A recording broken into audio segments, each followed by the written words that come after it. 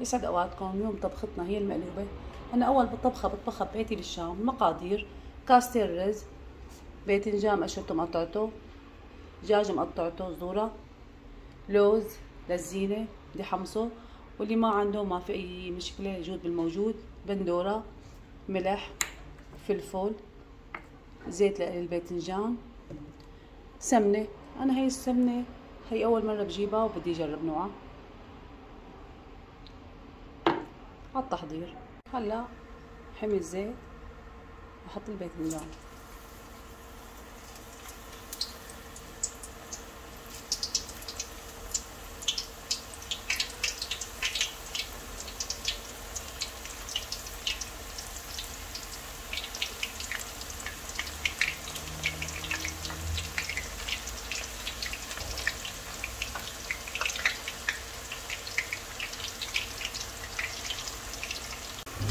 هلا حقلي الباذنجان وارجع لكم. طنجرة ثانية حطيت دجاج وحط لهم معلقة سمنة، بدي احط لهم ملح وفلفل، وبدي احط لهم رشة هيل ورشة قرفة. باش احط ملح، فلفل ابيض،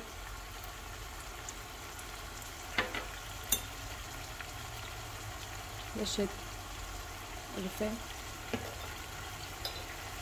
وهيل.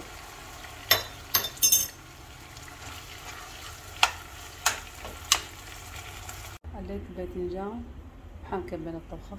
هلا قليت الذرة استوت، حاطي عليها. هلا اول شي حطيت كاستين مي، لهم معلقة ملح، رشة فلفل، ندوبه نتركه. طنجرة حطيت بالسفل سمنة. هلا بدي احط البندورة. انا الدجاج اخر شي بحطه على الوش.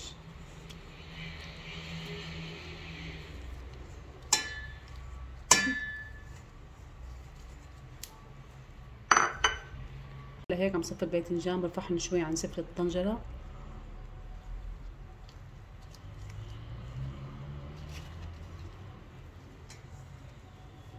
هيك صفيت الباذنجان. بحط الرز. انا الرز نقعته وغسلته.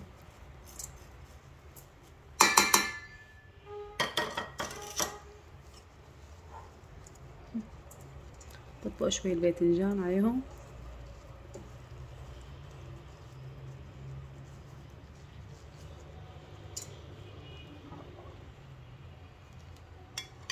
بحط المي اللي ذوبتها بالملح والفلفل.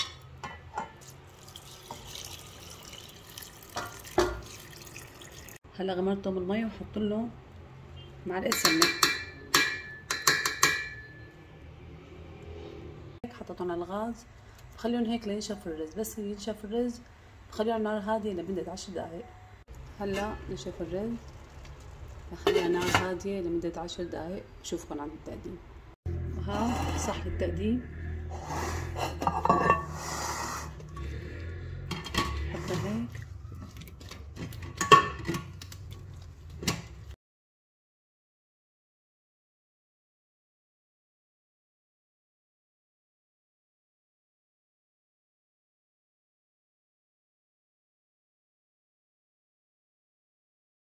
واخر شي بحط اللوز.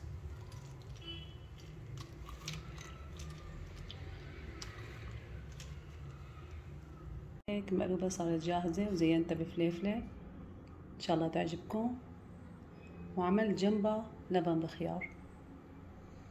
وعجبكم فيديو لا تنسوني باللايك واشتركوا بقناتي.